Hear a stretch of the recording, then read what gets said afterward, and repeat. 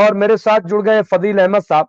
फजील अहमद साहब, चुनाव जो उपचुनाव होने उसका ऐलान हो गया है, और योगी जी हो या बीजेपी हो, उनकी साख जो है दांव पर लगी हुई है, क्योंकि सबसे बड़ी हार 2024 लोकसभा में यूपी में हुई है। सबसे बड़ी हार 43 सीटें, जहां पे यह दावा था कि 80 सीटों पे हम जीत हासिल कर लेंगे। और दूसरी बड़ी अहम बात और हार अयोध्या में हुई, जहां भव्य राम मंदिर बनाया गया, वहीं भाजपा हार गई।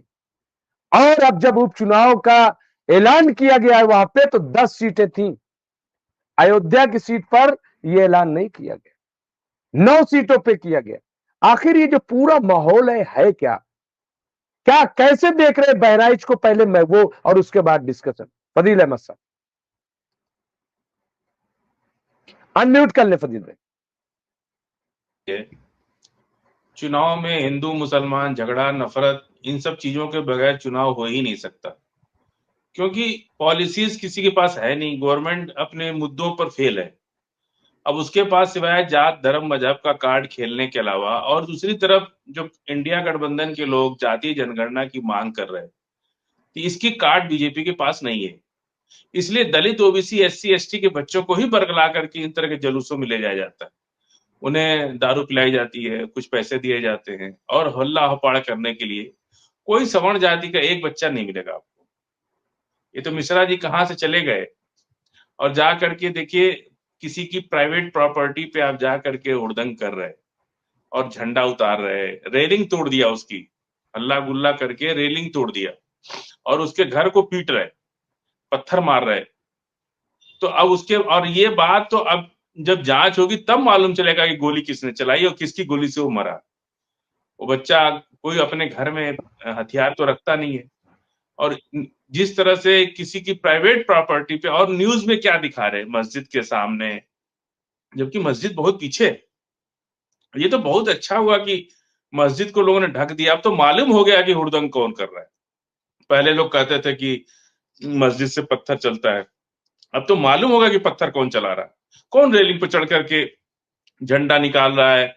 इतना आपको नफरत है हरे रंग से, हरे रंग से इतनी नफरत है, मतलब सब्जी भी आप मत खाओ तब तो हरे रंग से।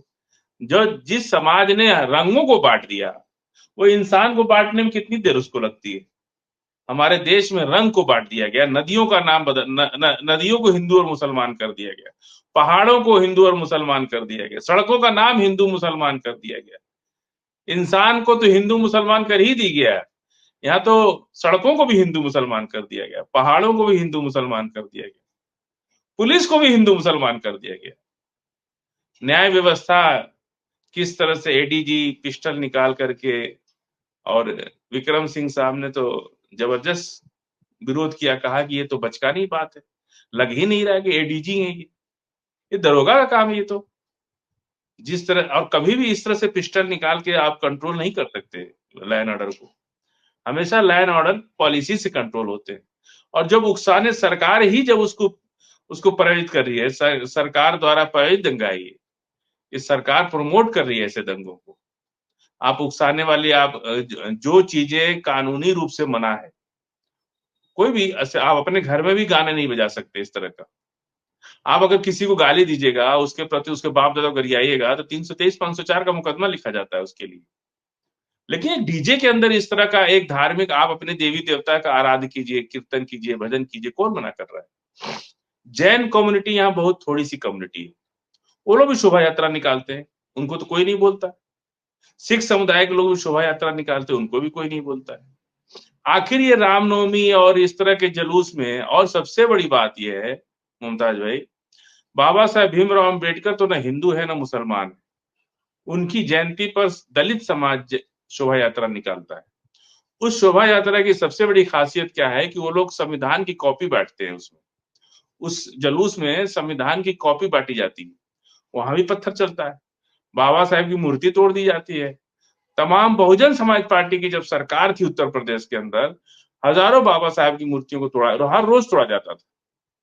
क्या इतना क्यों नफरत है भाई आपको बाबा साहेब से? चलो ठीक है, मुसलमान से आपको नफरत हो सकती है, बाबा साहेब से क्या नफरत है? बाबा साहब के लोगों से क्या नफरत है? दलित इसी देश के अंदर, कल चैनल पर मैं था तो कुछ लोग कह रहे हैं कि अपने ही देश में हम मुस्लिम मोहल्ले से क्यों नहीं जा सकते? हम पूछ रहे हैं कि दलित को घोड़ी पे चढ़ के शादी क्यों नहीं करने दिया था अपने ही देश के अंदर? वो भी तो बारात लेके नहीं जा सकता किसी के दरवाजे से। चप्पल पहन के नहीं जाने देते हैं दलित को, और उनको मोछ नहीं रखने देने। एक कुमार विश्वास का वीडियो 2-3 दिन पहले मैं देख रहा था, वो आजकल प्रवचन करने लगे हैं, बाबा हो गए हैं अब। तो वो बोल रहे हैं कि मुसलमानों में सर तन से जुदा करने का नारा लगाया जाता है। हम बोले कुमार विश्वास जी, ये तो एक नारा है जिसका विरोध हम लोग करते हैं कि नहीं बोलना चाहिए इसे, सिर्फ बोल के छोड़ देते हैं। आपके यहाँ तो घड़े से पानी पी लिया दलित बच्ची ने तो जान से मार दिया उसको आपने, इतना आप एक इंसान के प्रति नफरत रखते हैं। जातियां हमारे अंदर भी, मुसलमान में भी जातियां हैं, लेकिन कोई छुआछूत नहीं है, भेदभाव नहीं है हमारे यहाँ। शादी ब्याह भी होती है, उठना बैठना खाना पीना दावत सब कुछ होता है। ऐसा नहीं है कि किसी ने हमारा गिलास छू लिया तो उसकी हम हत्या कर दें, किसी ने पानी पी लिया तो उससे हत्या कर दें। दूसरों को कोई बात कहने से पहले यदि एक उंगली आप दूसरे पे उठाते हैं तो 4 उंगली आपकी तरफ इशारा करती है। ये सारी चीजों को, और आपका धर्म इतना कमजोर है कि कोई भी उसको बहका ले जा रहा है, तो आपको अपने धर्म की समीक्षा करनी चाहिए कि पूरी पुलिस लगा के, पूरी सरकार लगा के आप अपने धर्म को बचा रहे हैं, तो कब तक बचाएंगे? कब तक सरकार रहेगी आपकी? कभी भी धर्म आइडियोलॉजी से आगे बढ़ता है। पूरी दुनिया में क्यों ईसाई सारे धर्म बढ़ रहे हैं, आप क्यों घट रहे हैं भाई? यही कारण है कि आप जाइए, कार्यक्रम करिए, भजन कीर्तन कीजिए, और लोग शराब पी करके और हुड़दंग कर रहे हैं और झूठ बोल रहे हैं टीवी मीडिया के लोग, कितना गोली अरे भाई किसने देखा? आज तक तो कोई सामने आया नहीं। गोली हो सकता है उसके अपने साथियों ने मारा हो, जो दंगा भड़काने की साजिश रच रहे थे उन लोगों ने गोली मारा हो। ये तो जांच में पता चलेगा कि किसने गोली मारा। अब आप बता रहे हैं कि उसके बहनोई को उठा लिया। पुलिस करती है ऐसा काम, पुलिस करती है।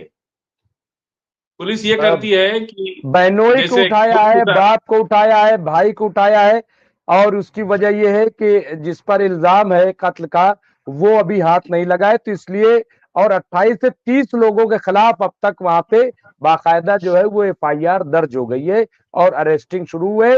और अभी भी मैं आपको बता दूं, जो रिपोर्ट है कि वहां पे मोबाइल यानी इंटरनेट सेवा पूरी तरीके से बंद है, और अभी भी वहां पे कर्फ्यू लगाए गए। वो तो खैर ठीक है, तमाम लॉ एंड ऑर्डर और चीजें जो है कंट्रोल करने के लिए जो कर रही वो कर रहे हैं, लेकिन एक तरफा जो कार्रवाई होती है फजील साहब, और ये पहली बार मैंने नहीं है।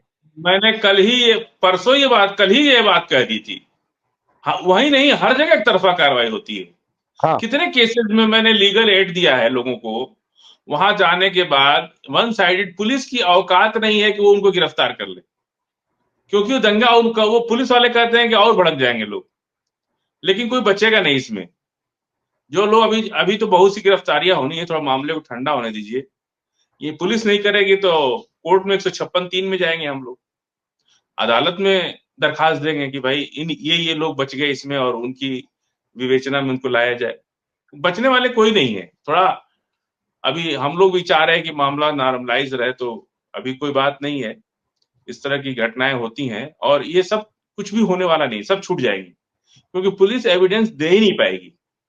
जिस तरह से पुलिस किसी तरह मुसलमानों को अरेस्ट करके दिखाना चाहती है सरकार को कि हम आपका काम कर रहे हैं, तो अदालत में ये नहीं चलता है, अदालत में चलेगा ही नहीं।